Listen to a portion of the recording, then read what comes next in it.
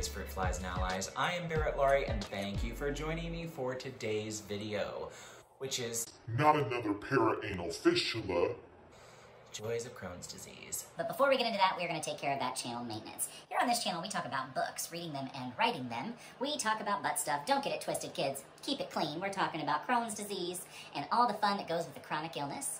And last but not least, we have fun about once or twice a month with the Fantasy Fairy Book Club and the Gay Agenda. If any of that sounds of interest to you, you might consider clicking that subscribe button and dinging the bell. The bell gives you notifications every time I upload new content to the channel, which is 2 times every single week. I am a whole lot of things, including an international hand model, but I cannot read your minds, so you will have to click that like button and leave me a comment below in order for me to know you enjoy this content and want more of it. If you haven't already, head over to the socials. You're going to find me at Barrett_Laurie at Twitter and Instagram. Give me a follow, and I look forward to engaging with you on the socials. Okay, so here we are. A year ago next week, I was diagnosed with complex perianal Crohn's disease, and that is a mouthful of ugly, okay?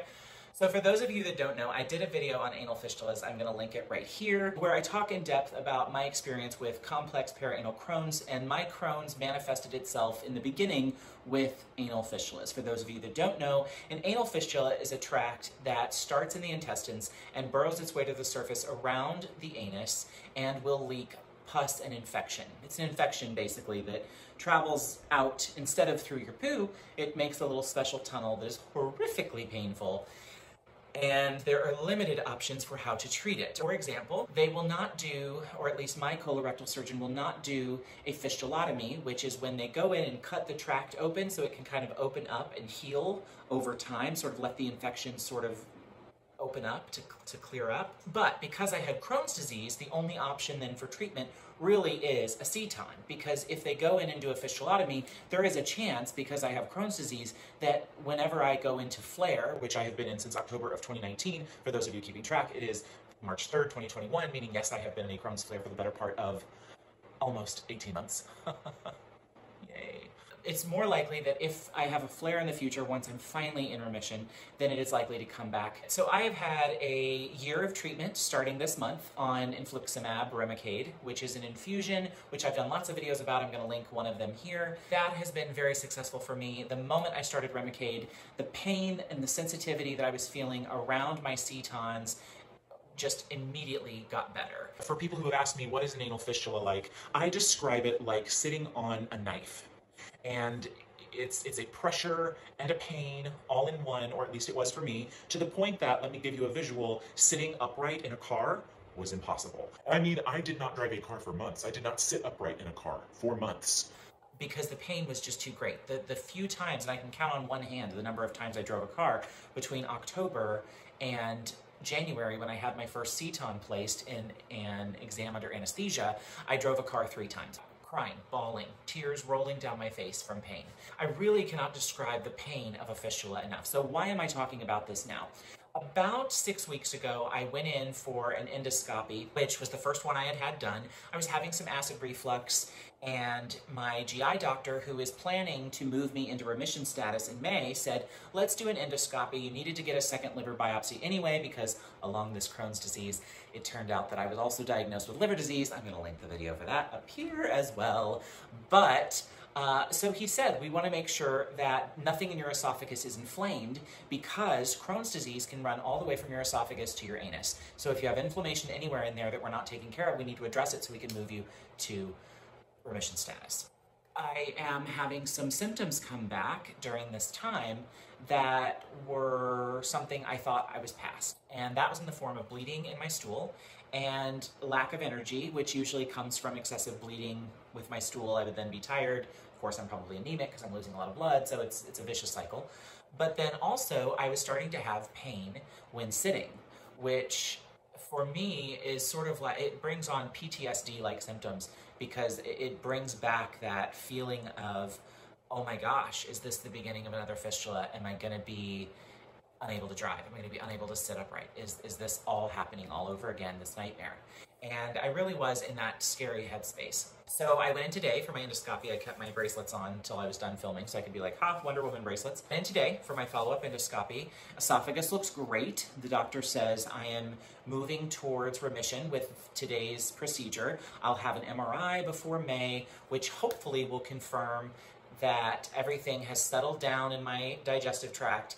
And in fact, I can move into remission status right before Memorial Day this year. Fingers crossed, I'm really hopeful.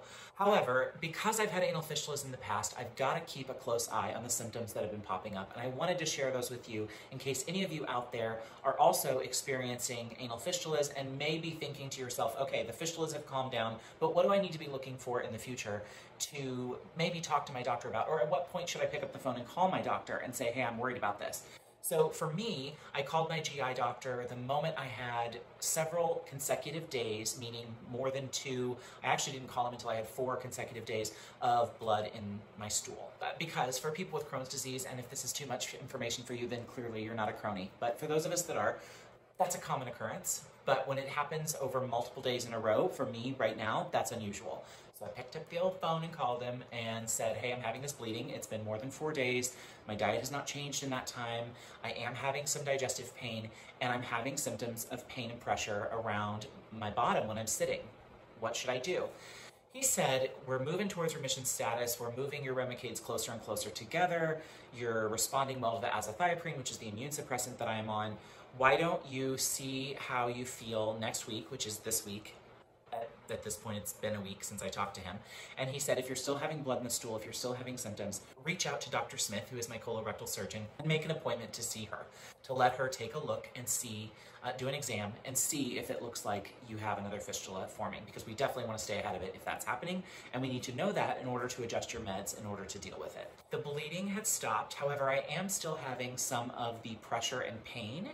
So some of the things that I do at home when I'm showering is I will make sure that I kind of feel around back there and get a feeling for whether I feel any openings. They kind of feel like tears. When I had the other 2 fistulas, I definitely could feel those openings. And also before they actually opened up, especially the second one, I felt tenderness in that spot where that opening came up.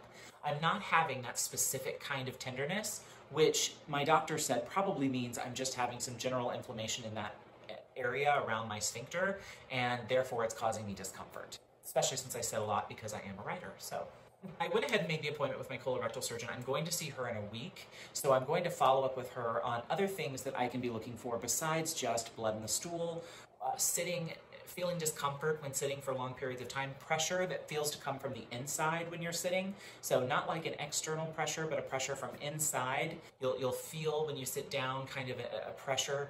I described it like a knife, like someone stabbing you. If you're having that stabbing sort of pain from any pressure applied to it, there's a good chance that there is something going on there that you need to have looked at. Blood and stool, discomfort in my digestive system as my food is digesting. So an hour or so after I eat, if I'm feeling some kind of way in my tum-tum, and it's not like a normal, like, oop, this is just digestion, then I know to watch for pain and pressure when I'm sitting, which for me were the signs that I had a fistula forming. If you are new to complex perianal Crohn's disease, which is all about the fistulas, y'all, welcome to the club. It's an exclusive club. There are very few of us that have it. There are a small number of people in the world who actually suffer from Crohn's disease, but there is an even smaller, more minute portion of the population that suffers from complex perianal Crohn's disease. If you suffer from this, oh boy, do I feel your pain.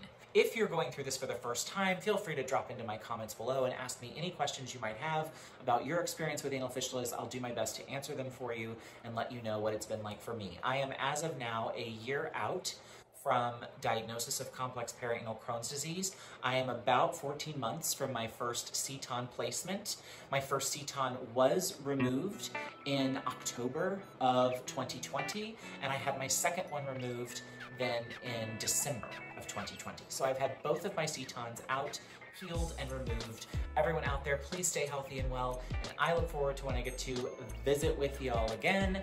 In case you all don't already know, I will see all of you Saturday night at 7 p.m. Eastern, 6 p.m. Central for a live interview with the one and only Aphrodite Lee, the incredible author and dear friend of mine. I look forward to this conversation. Join us in live chat, ask her anything, ask me anything, nothing is off limits, and I hope we will see you there.